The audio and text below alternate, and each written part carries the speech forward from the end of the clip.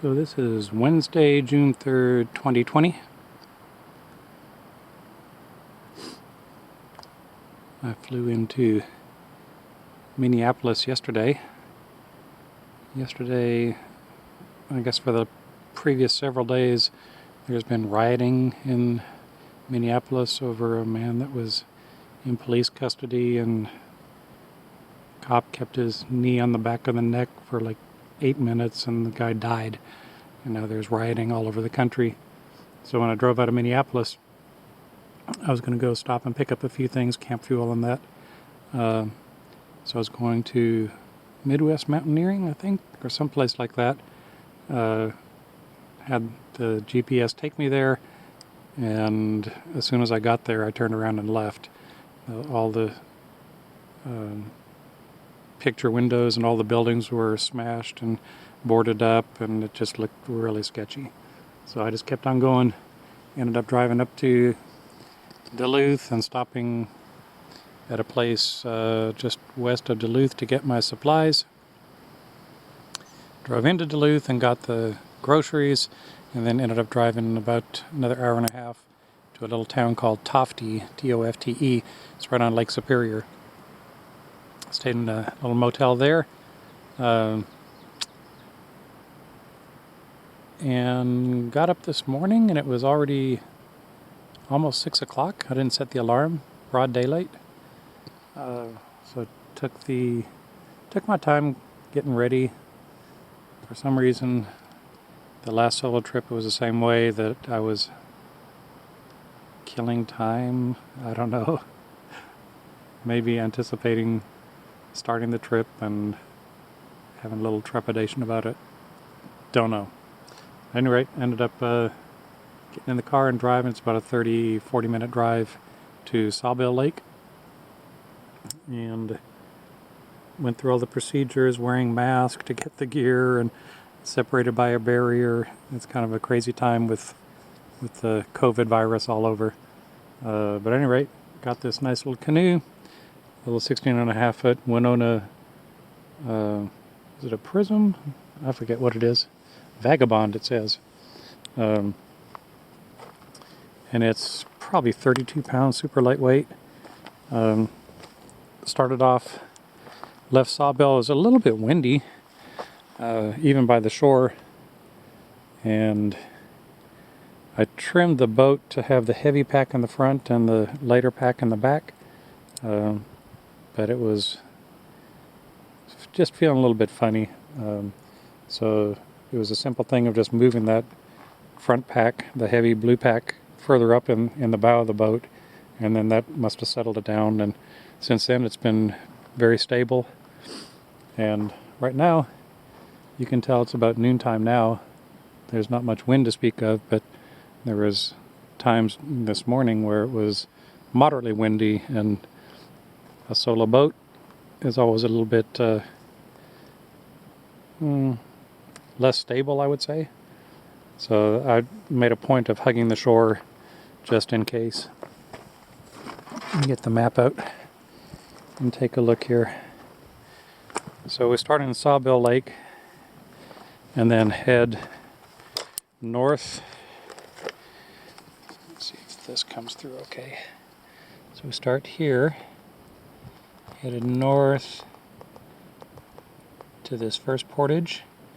It took a little while. I think I went in a couple of these little bays first before I found this, but then there was another tandem canoe that left about the same time I did, so I was kind of piggybacking on them, and they turned that way and I ended up turning that way too. And then as soon as I made the corner, I saw one solo guy making the portage the other way, so it was easy to spot where the portage was. So go through there and then head down Alton Lake, and again, I think I ended up in some of these earlier bays thinking that was the portage before then I went past the portage further south than I should have gone, and was heading more towards this portage before I realized I'd gone too far, then turned around. And the people that the tandem canoe Actually, they made the same mistake. I passed them as I was paddling north. They kept paddling south. So this one was about 140 rod portage. Really nice portage trail. Nice and wide, but full of bugs. Tons of mosquitoes. And I hadn't sprayed up before I started that. So 140 rod is about 7, about 800 meters, so a little over half a mile. And a little bit of elevation, not too bad.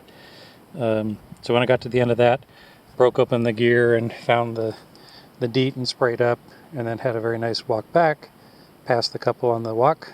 They had found the portage by then, and I'm double portaging, so make the first pass with the heavy pack and the paddles, chipmunk friend, and then go back for the canoe and the smaller pack.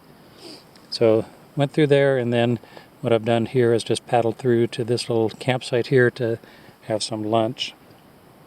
The plan for the rest of the day is to keep paddling west to this almost 300 rod portage. 300 rod is like, it's long. 300 times 5, 15, that's over a mile.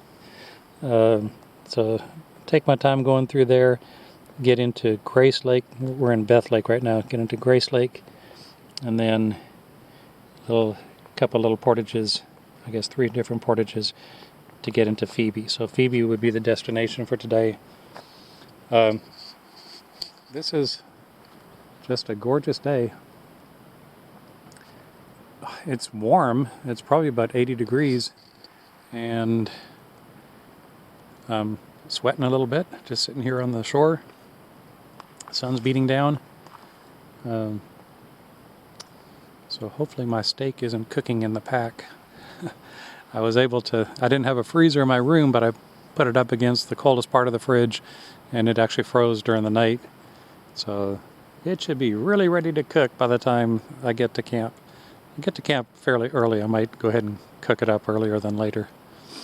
So that's the goal. I'm going to keep on moving. Okay, this is day 2 of the 2020 Boundary Waters solo trip. I'm sitting here at a campsite on Lake Polly. Just finished some lunch. I've done about 10 miles today so far. My plan is to go another 3 or 4, but we'll see. I may just say this is a great campsite and call it a day. So far today, we started on Phoebe Lake. Let's see if you can see that. I'm going to make you in the shadow. So Phoebe Lake, I think I was right about here, or this one here. So paddle north through this little channel, and then west through this little river. Really a nice little river. Didn't see any wildlife, although it looked like a good setup for it, but didn't really see any. And then took the 140 rod portage there into Hazel Lake, and then paddled northwest and took the 50 rod portage and carried around. About here on the 92 yard portage, I saw my first person of the day, solo canoer, coming from the other way. We said hello, that was it. Wasn't very chatty. And then on this last portage here, the 97 rod one, into Lake Polly, saw 2 other groups. One, I guess both tandems, and so talked with them a little bit, and they had been in about a week doing fishing and said they'd had a good time. So during this part of the trip here, I could tell the wind was picking up from the west. On the little rivers, it wasn't that much of a problem, but I wondered once I got to Polly if I'd have big wind issues. But you can see out there, there's a little wind, but it's nothing too exciting. So anyway, I paddled up here and stopped at this point of land at this campsite, and then from here it's just heading north through the Kawishui River. If I continue on what I expected to do today, 48 rods and 127 rods, that'll put me into Coma Lake. Coma? I don't want to be in a coma, but that was the plan. Stay somewhere in this area, and then the next part of the trip will head out that way.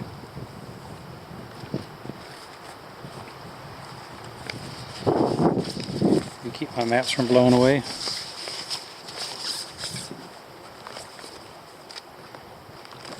So while I've had lunch here, there's been 3 other canoes paddled by, 3 in one group. So definitely seen some more people today. Yesterday I really only saw that one couple coming out of Sawbill. Took some of the same portages, but the rest of the day I think they may have headed north when I headed west. So I didn't see anybody else the rest of the day. I heard someone last night. Didn't see him. Definitely a more paddled and populated area than Quetico, but otherwise very nice. I mean, these campsites have a lot of nice amenities. The fact that you've got a grill that you can set things on even if you're not cooking on it, that's pretty nice. And the portages have been really very, very nice, like trails in the forest, kind of nice. On the trip that I've taken, at least, not a whole lot of ups and downs. So even though I'm doing more portaging relatively than in Quetico, the portages are not overly strenuous. So last night I cooked for dinner the steak that I had brought up. I didn't bother to look at the clock because I knew it was going to be early. So I cooked the steak over a roaring fire, and it came out delicious. And I cooked up a little bit of macaroni and cheese. What do they call that? Grown-up macaroni and cheese. Cooked up half a pack of that. So it was a really nice meal. And then cleaned up and set up camp and everything. And then I checked the time. It was 5:30. So I must have eaten really early. But anyway, then I think at that point I went to the tent and took a nap for a couple hours probably, and then made myself get up and did a little fishing at the campsite. And first cast brought in a walleye, not keeper sized, but a little less than a pound. And about the 4th or 5th cast brought in a similar sized bass. So that was fun. Neither one to keep, but fun to fish anyway. And last night I got a little bit chilly. I didn't put the rain fly on. I was thinking afterwards I'll do the rain fly from now on, even if it doesn't look like it's going to rain, just for the warmth. I don't love the Nemo blow-up sleeping pads. And even though they're tiny when they're deflated, I think weight-wise they don't save you that much weight. Volume, they save volume. So I'm not so worried about volume. If I take another trip, probably I'll take my good Thermarest self-inflating bag, or mattress, not the bag. And then it was a nice night, full moon. a little cold, like I said. It was right around 50 or so when I got up this morning. And so I cooked up some coffee and instant sausage biscuit gravy. And about that time, let's see, I was up at a little after 5. Then it started to sprinkle, kind of nonstop, overcast, sprinkly. Not to the point where it really got you wet, but I wondered anyway. I put my rain jacket on to be safe. And hit the water by 6:45. So I've done, I guess, 5 hours of travel before sitting down for lunch. And then, like I say, I feel fine to go on, but when I look at the rest of the trip, there's a couple of decent travel days that I had planned, but whether I want to do a layover day or an early quit day like today, we'll just have to see. But at any rate, that's what's happening as of noon on Thursday.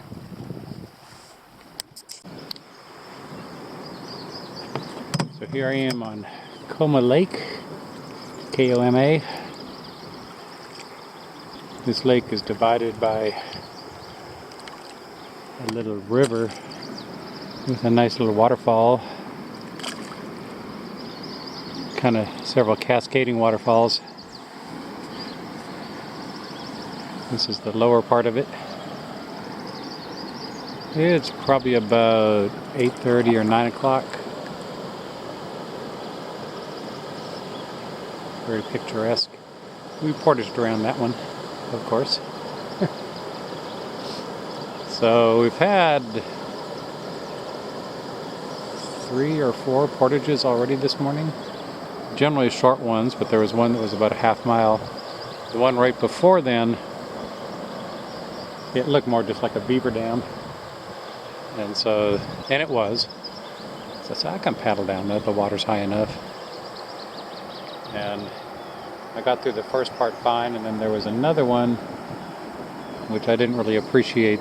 There was about a 1.5 foot drop off, and where I hit it wasn't really at the chute, so I got halfway through and then got stuck. So I had to get out and push it, thinking I could float through, but as it got into the water, the canoe, it kind of tipped sideways and filled up. So had to struggle to get to the shore, get all the bags out, and turn the canoe upside down, empty it out. So I got soaked. But in spite of it being the first part of June, the water really isn't cold. There's no real, I'm certainly not shivering. The sun is out, it's a gorgeous day. It's been probably 80 degrees most days. So anyway, I haven't done much fishing. I casted from the shore yesterday and didn't catch anything. But it was super windy. Well, I intended to get to this lake yesterday, but the wind started picking up really late morning, and it wasn't so bad that you couldn't paddle through it safely, but I had such a nice campsite, and the rest of the trip looks relatively good, so I just enjoyed the day. Took a nice long nap, read a book. I'm 200 pages into my Harlan Coben book in 2 days, so that's the kind of trip it's been. Last night I cooked up half a potato and onion, well, I guess 1 small potato and half an onion, and added some chicken teriyaki from Mountain House. That was super nice. And lunch yesterday was sausage and cheese on tiny pita breads.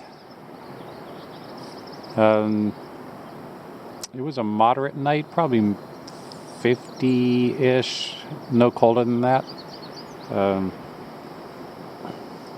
Then probably about 5 o'clock this morning it started to drizzle, and for the first 2 hours of the day it was drizzling. I was up a little after 5, just kind of getting things ready, and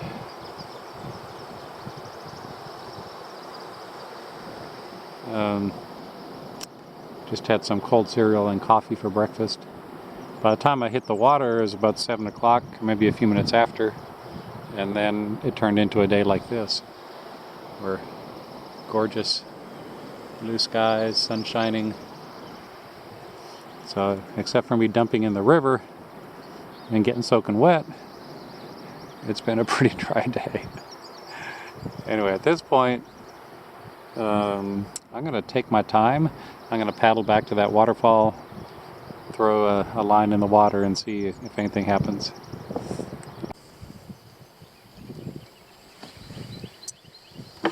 This is paddling up the Louse River. Just left Malberg Lake. Got the wind at my back and the current against me. I think the wind is winning right now. This is a very cool little river. These huge boulders kind of right in the middle. Tiny little entryway. Had one beaver dam to pull over. But very, very peaceful. I've been fishing topwater stuff. Haven't had a bite. I'm just taking my time.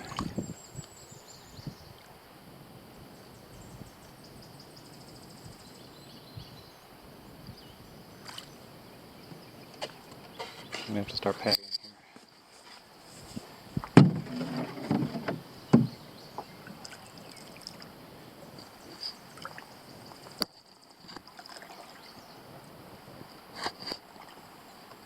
There should be some moose in this river, you would think, right?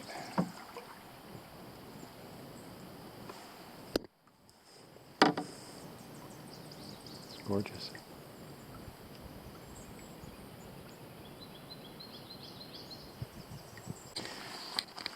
So I'm here on Trail Lake. Decided this would be my layover day. It's a nice little lake, similar to some of the ones we canoe in Canada. There's like 2 campsites on the lake, pretty remote, and no one here, so it's my lake today. Right now I'm sitting down for bass lunch. There's the nice fish I caught this morning. Plenty for one person. It was only a single fish. Actually, I caught a walleye, and probably a pike came up to the boat and got himself off. And another bass hit and flashed and got off. So not great fishing, but enough to take care of lunch at least. So I'm gonna sit down here and eat my lunch while it's hot and check with you later.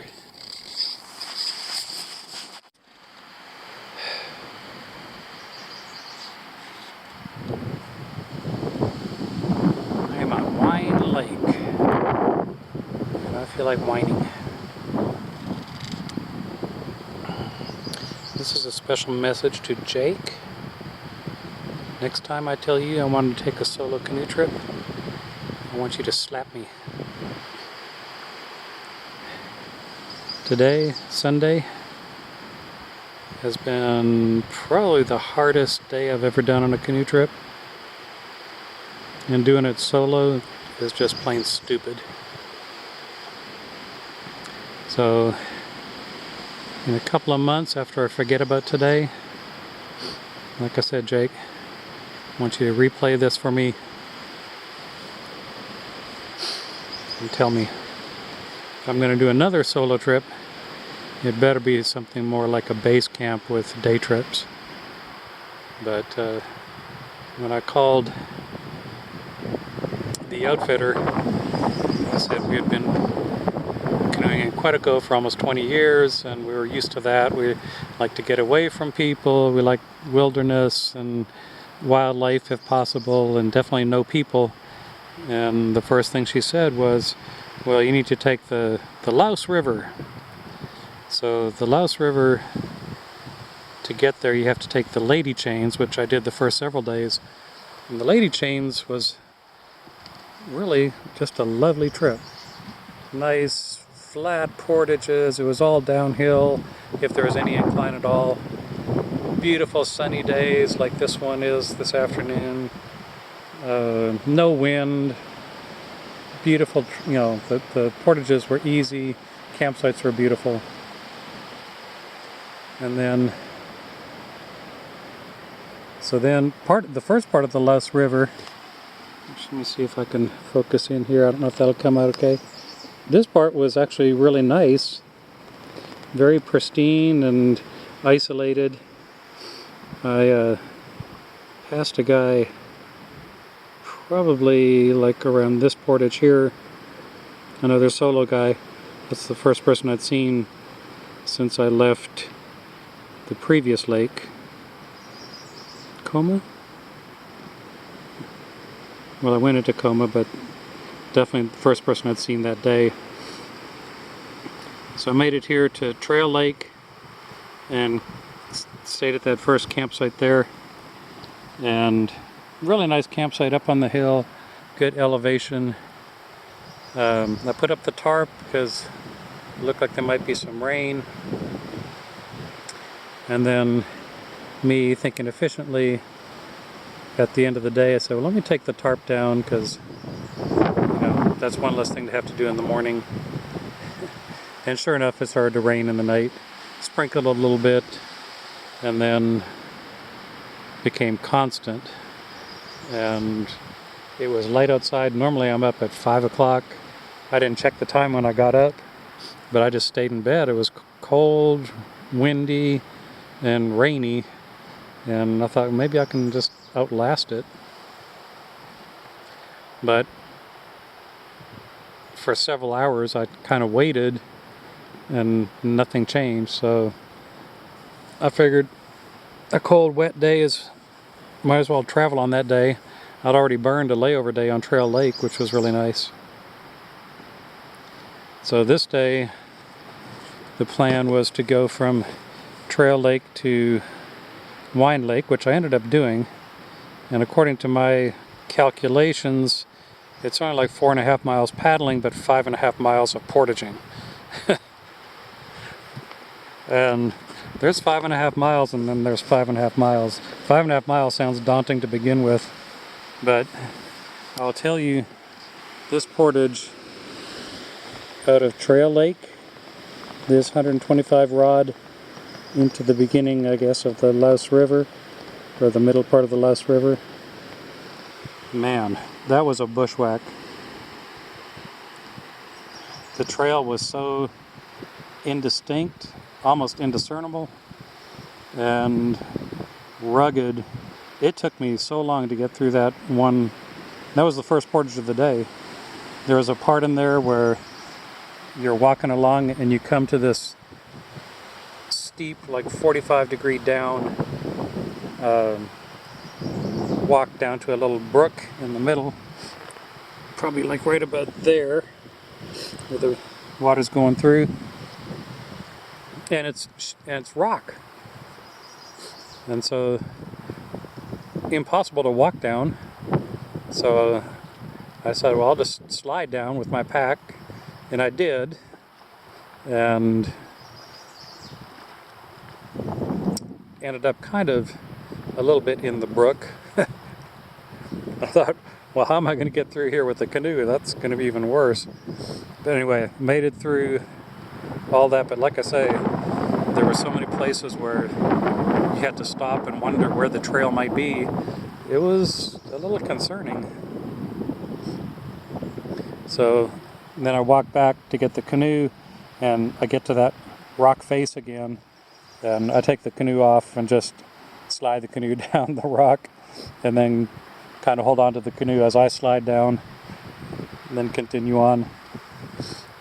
The whole time it's windy, raining, and cold, and I'm in my normal travel pants and my thin Columbia long sleeve shirt. Over top of that, I've got rain pants and a jacket and a rain jacket and life jacket. So I wasn't hypothermia type cold, but it was cold. I think the rain jacket did a pretty good job. The pants not so much. But then part of the problem is on some of these portages, I ended up like getting out of the boat or getting in, I forget which, tripping and going waist deep in the water, and it's just miserable. And then another long portage. Some of these were just boulder fields, just crazy. If you take one wrong step, break an ankle. I got finally to Bug Lake. Oh, let's see. I started today, it was 9 o'clock before I started paddling. And that's how late I was.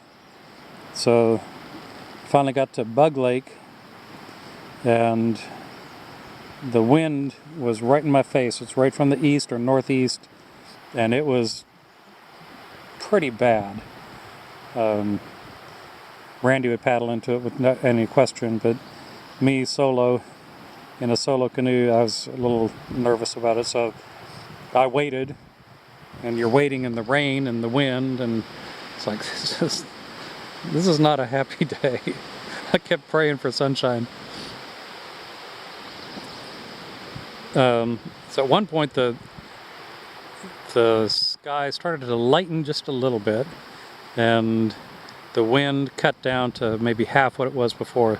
So I started paddling out and got to this little Louse River again, and then another 135 rod portage. And by this time I'm already exhausted. Louse Lake was beautiful. The wind had cut down, and the rain, I think at that time, had finally tapered off. And then there was another 60 rod portage into Poe Lake. No rain anymore at this point. And then this little 2 rod portage was one of the hardest portages of the day. You're down here in Poe Lake, and you're climbing up to, does that say Ming Lake? I can't even tell. But there really wasn't a trail. And it was, gosh, maybe 20 feet of elevation. So it's bushwhacking, trying not to, stepping on boulders and hoping you don't slide in between, and get stuck between 2 boulders. This is just insane.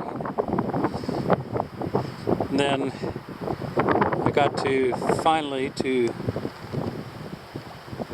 does it say Mug Lake? I'm so tired I can't even tell. And I did see on here there's a beautiful waterfall like right about there, but I was too tired to paddle over to it, so I got the portage here and took the first island campsite I could get to on Wine Lake. So that's today, over and out. I don't want to have a day like that again. Without the rain and the wind, it would have been a lot more manageable. But you combine those rough portages, the length of the portages, 5.5 miles, and some of the portages also ended in paddleable water, but I probably should have kept portaging, although I couldn't find any trail. Like this long one out of Trail Lake, I probably started paddling too early where there was a creek, and then had to get out of the creek and find the portage trail again. That happened 2 times today. So it was a lot of portaging and miserable weather. Right now it's 5 o'clock, and I've just now finished setting up my campsite and enjoyed 2 peanut butter and jam sandwiches. I really was looking forward to peanut butter and jam for some reason, and it was very satisfying. So I don't know if I'm going to eat dinner tonight or not. You can tell the sky has gone beautiful again. There is sunshine. I'm sitting here in short sleeves, changed out all my wet gear. Oh, let me walk around the campsite a bit. Oh, Lordy. I am sore. So here's my laundry drying. It's doing a pretty good job. Got some sunshine and wind to help. My little lunch spot, because the campsite is in the woods. It's not really conducive to sitting and enjoying the sun. So here's the little trail up here. My soaking wet hat, still soaking wet.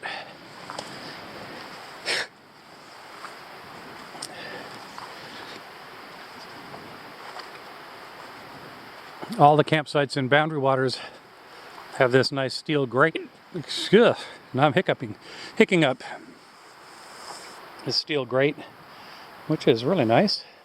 A flat surface to cook on if you use it. I've only cooked on it one time, but use the flat surface for frequent coffee making and such. More drying out. I decided I would put the tarp up and put the tent more or less under the tarp. And then if it's pouring down rain in the morning, I can exit that door and still be dry. That's the plan.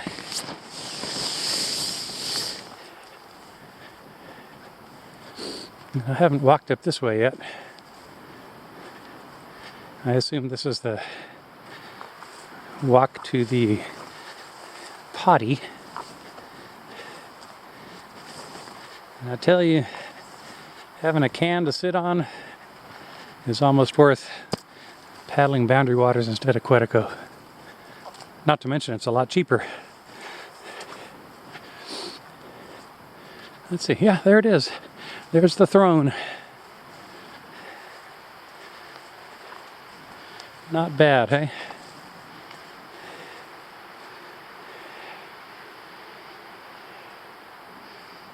Okay. This battery is about to die, and I'm about to die. So remember, Jake, a good dope slap. So this is Monday evening, about 7:30 probably. I'm sitting here on Zenith Lake. I didn't do what I intended to do today. So when I left Wine Lake, I did the paddle like I expected. Did this 90 rod portage, which kind of wore me out. There was a lot of uphill. You can tell from the contour lines there. So I was feeling pretty wimpy. And then went down here, and I guess that's a little P there, which I didn't see before, but there's a little beaver dam in the trail, or in the river. Small little portage around there. Then I paddled into Zenith Lake, and I knew right across from this Laurentian portage there's supposed to be an old plane wreck. So I did discover that, the little rusted out remains of a one-seater airplane, probably from about 70 years ago. Something about a smuggler that crashed. And then after finding that, I was gearing myself up to do this enormous portage. This is 460 rods, roughly a mile and a half. And you can check out the contour lines there. It looks like it's going to be a pretty decent climb. And so a mile and a half in, a mile and a half back, and a mile and a half again. 2 with packs and or canoe, 1 without, to get into I don't know what that is. Something starts with an L. Lujanita or something. So I plan to do that, get into this lake, and camp somewhere here on the northern part of Kelso. That would make the last 2 days super easy, like a couple miles one day and a couple miles the other. Let's see. So if I was on Kelso, it'd be like a 2.5 mile paddle to the next campsite, and then the following day just a 2 mile paddle. But anyway, on this trip, instead of feeling stronger every day and getting into portage shape and everything, it's like it's going the opposite for me. It's getting harder each day, and I'm feeling more winded, and wow. Then I got a blister on my right heel. That didn't help things. So anyway, I got into Zenith Lake. It was probably, I left this morning late. It was probably 9 o'clock. And I was here before 11. Then the question was whether to do that portage. The problem is, when I started looking for the portage, I'd already passed the plane wreck site. And then I went to the gyps to see where the portage was. And the portage said it was right across the lake from that little peninsula there. And so I looked and went up and back and couldn't find anything. So beached the canoe, tied it up, and started bushwhacking. That doesn't really make sense because most of the portage trails in Boundary Waters have been like highways compared to some of the ones in Quetico. But I was thinking maybe this is one that no one travels, and it's going to be kind of a bushwhack. I knew it was going to be elevation, so I was scrambling up, these hills to try to find the trail. Anyway, long story short, took probably, 45 minutes, maybe an hour, bushwhacking, and I just went parallel to the lake because I knew the trail went perpendicular to the lake, and finally came across it, and it was nowhere near where the gyp said it was. It was probably 70 or 80 yards further on that lake, further west of where it was marked with the GPS. And then once I saw it, it was obvious, but I wasn't looking for it on the paddle up. I was looking on the left side instead of looking for where the portage was on the right side. So anyway, at that point, I was just beat. So I said, well, let me go to the single campsite on this lake if it's open, maybe just regroup here and get some lunch, and then see about doing the portage in the afternoon. And I looked at the maps and said, you know what, I'm just going to stay here. The campsite was open. It's a nice little campsite. It's a nice lake. And it was a nice day. Just a little bit of wind. It was hazy this morning. I didn't know if it was going to turn rainy or sunny. You couldn't really tell. But then the sun came out. It was a gorgeous day. I thought, this is a good day, to have another relaxing day.